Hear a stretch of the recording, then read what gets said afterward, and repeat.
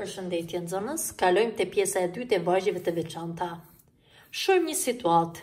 Jepet vargu të n 2 n plus n përmbi 2 n minus n. Gjeni tre kufizat e para. A është 18-ta kufizë e këtij vargu? Pse? Si do ta provoni këtë? Duke zëvendësuar në vend të n-s 18-ën dhe do ta zgjidhni ekuacionin në lidhje me n. Në qoftë se n-ja del numër natyror, pra numër natyror 1, 2, 3, 4, 5 me radhë, atëherë 18 është kufizë e tij. Po 27 e 25-tat?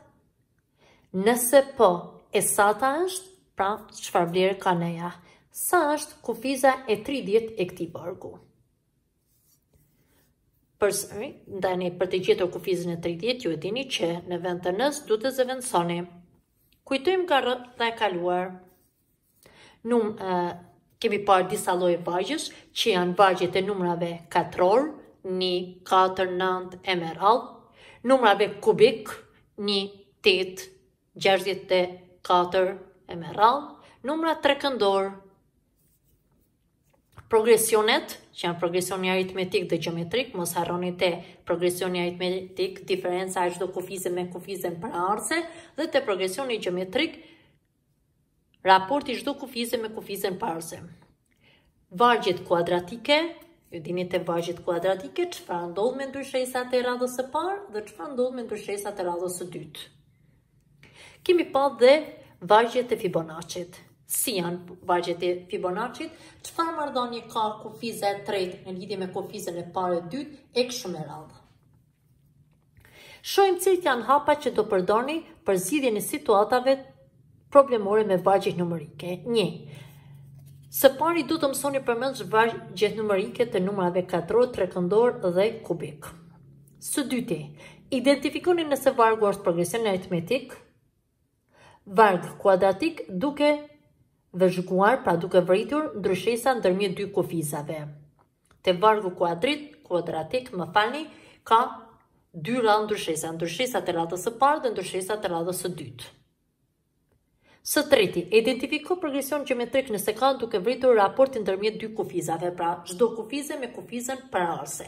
Nëse kjo del një numër konstant, atëherë kemi të bëjmë me progresion gjeometrik. Dhe së fundi kryo vargjet e Fibonacci duke mbledhur dy kufiza paraardhëse për të përfituar kufizën pasardhëse. Pra, kufiza e parë plus kufizën e dytë jep kufizën e tretë, e me radhë duke vazhduar këtë rend.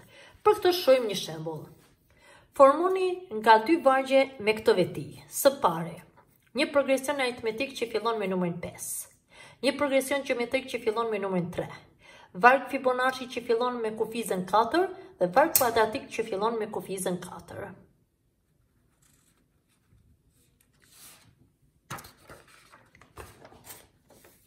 Si veprohet për të formuar vargjet e kërkuar? Sa vargje të tillë ka?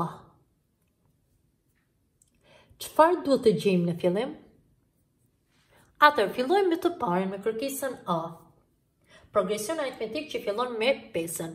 Unë jam munduar të bëj disa vargje, jo të njëjta me ato që në botë teksti, që ju t'i keni më të lehta për t'i kuptuar ato. Jo t'i kuptoni të lexoni këto që janë në tekst me këto që ju shpjegojnë. Atëherë marrim kufizën e parë 5. Më falni. 7, 9, 11, 13. Është progresion aritmetik që përftohet me rregullin shto 2. 5, 1, minus 3, minus 7, minus 11, minus 15. Çfarë shohim? Që çdo kufiz merret nga kufiza paraardhëse duke zbritur 4. Pra rregulli është zbrit 4. Sa vargje të tillë mund të formohen, sa të doni. 2 janë të tekstit, 2 janë këto, secili për jush mund të krijojë 2 vargje, një duke shtuar dhe një duke zbritur. Kalojmë te rasti i dytë. Progresion gjeometrik që fillon me numrin 3. Po marrim të parin me shumëzim numër të plot dhe të dytën me shumëzim numër jo të plot. Te vargu i parë po shumëzoj me 3. 3 herë 3, 9. 9 herë 3, 27. 27 herë 1, 81. Herë 3, më falni. 27 herë 3, 81.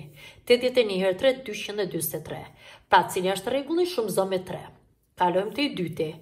Kemi kufizën e parë 3, duke shumëzuar me rrënjën e dyshit do shohim si do jenë kufizat pasardhëse. 3 herë rrënja e dyshit dhe 3 rrënja e dyshit. 3 rrënja e dyshit herë rrënja e dyshit, rrënja e dyshit herë rrënja e dyshit jep 2, herë 3 6. 6 herë rrënja e dyshit, 6 rrënja e dyshit.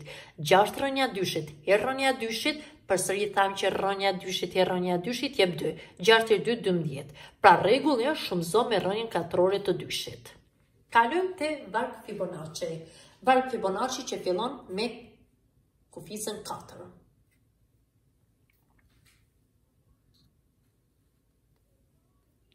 Atëherë,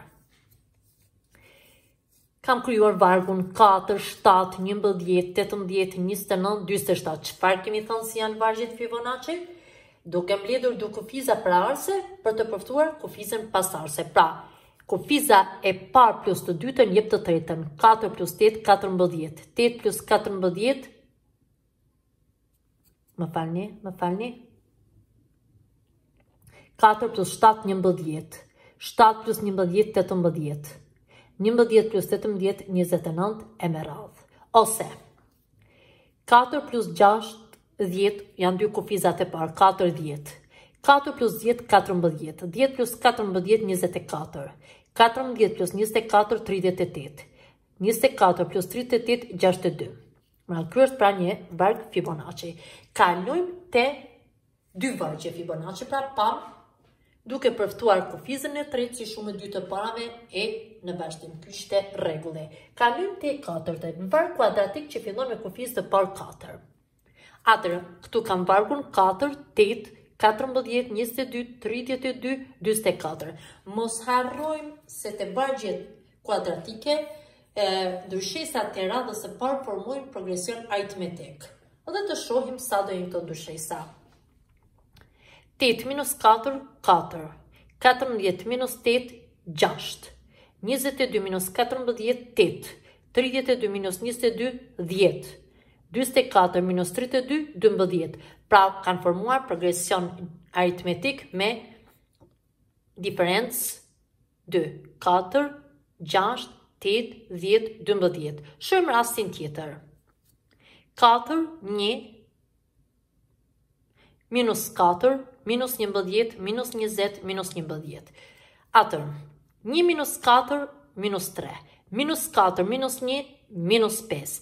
Minus 11, minus 4, minus 7. Minus 20, minus 11, minus 9. Minus 31, minus 20, minus 11. Pra shohim që është progresion aritmetik, minus 3, minus 5, minus 7, minus 9, minus 11. Diferenca në këtë rast është minus 2. Pra, dham 4 shembuj të vargjeve që kemi mësuar. Progresion aritmetik, progresion geometrik, 2 vargje Fibonacci dhe 2 vargje kuadratik. Kalojmë të shembulli 2. Të shembulli 2 e kemi quajtur ndryshe magjia e arbrit. Të shohim hapat që kanë ndjek arbri për të krijuar magjinë e tij në thojza. Përzgjedh një numër të plot, që unë po e shënoj me n. Dhe në këtë rast do jetë kufiza e parë e vargut. Së dyti, hapi 2, shkruaj 4 fishin e tij. Numri ishte n, 4 fishi i tij do jetë 4n. Çdo të thotë kjo? Mund të merrni secili një numër të plot, jo numra që janë bërë disa shembuj të tekstit dhe as ndonjëherë që mund të marrë shoku. Secili mund të bëjë ka numra të plot sa të doni. Është një barësi e papundër, barësia e numrave natyror, barësia e numrave të plot. Pra, për ta pas më të lehtë mund të merrni numra natyror, që mos keni të bëni me shenja. Të gjithë jenë pozitive. Pra, hapi 2 e 4 fishon. Hapi 3, mbledh ta numra, pra numrin e parë me të dytin. Hapi i 4, mbledh numrin e dytë me të tretin. Hapi 5, mbledh të tretin me të katërtin. Vazhdo të derisa të arrish te numri 8. Dhe do shoh se numri i 8 do jetë sa 60 fishi i numrit të parë, pra i numrit 9. Një uzim për këtë. Bëni prova të ndryshme me këtë magji, a funksionon gjithmonë kjo? A ka vend për numra negativ, thyesor apo dhjetor? Mos harroni kërkesa ishte numri plot. Do ta provoni për numra thyesor dhe për numra dhjetor. Shpjegoni se si funksionon magjia. Çdo të thotë kjo, cila dhe pse, si du të shpjeguat si funksionon magjia. Atëherë do të merrni, pasi të provoni me disa numra, do të merrni me simbole. Shënoni numrin e parë me në. Hapin e parë. Hapi i dytë do jetë 4 në. Hapi i tretë, duke mbledhur nën me 4 në, do jetë 5 në. Hapi i katërt. Sa ishte i dyti me të tretin? I mbledhni këta dhe merrni numrin e katërt e me radhë. Edhe do të shihni se kudo do të keni metodën e mbledhjes dhe do të shihni që në hapin e 8, në hapin fundit, pra kur të keni me numrin e 8, kur të keni numrin e 8, pra numri i 8, kemi numrin e parë, të dytë, të tretë, të katërt, 5, pra të numri i 8, do të shohni se do jetë sa 60 fishi i numrit të parë. Pra në qoftë se numrin e parë kemi 1, numri i 8 do jetë 60 herë 1. Në qoftë se numrin e parë kemi 10, numri i 8 do jetë 60 herë 8 e me radhë. Kjo ishte tema për këto vargje të veçanta zbatim. Kalojmë te çfarë do keni punë të pavarur. Punë pavarur, në këtë orë do të keni ushtrimin numër 2, 6 dhe 8 në faqen 197. Ka një udhëzim të ushtrimi numër 8. Çfarë vetije kanë kufizat e progresionit gjeometrik?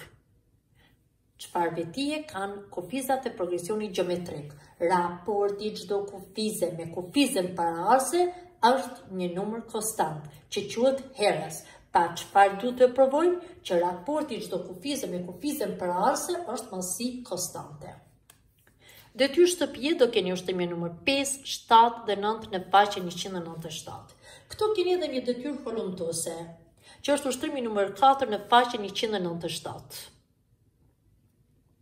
Mos harroni, detyrat holumtuese janë pjesë e portofolit të nxënësit, i cili do të kontrollohet, do të realizohet dhe do të vlerësohet në fund të tremujorit të tretë.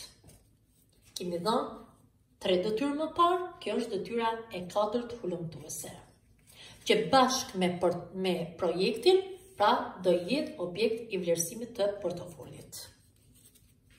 Orën e dytë, sot do të kemi përmbledhje vlerësoni veten. Ndërsa javën e ardhshme, 2 orëshin e parë do kemi përforcim për kreun 9 dhe orën e dytë ati 2 orëshi do kemi përsëritje kreun 8 dhe 9. Që 2 orëshin pasardhës do kemi një prej orëve testin e ndërmjetëm për kreun 8 plus 9. Pra që i bjen pas një jave do kemi testin e ndërmjetëm për kreun 8 dhe 9. Çfarë kishte kreu 8 dhe çfarë ka kreu 9. Do të bëjmë përsëritje një javë që vjen, që në fund të javës, pra 2 orëshin e dytë, do të bëjmë një herë testin. Ndërsa orën tjetër, në varësi të aty që do ta vendosim, do kemi projekt ose do futemi te kreu 10. Ju faleminderit. Për këtë orë vazhdojmë orën tjetër.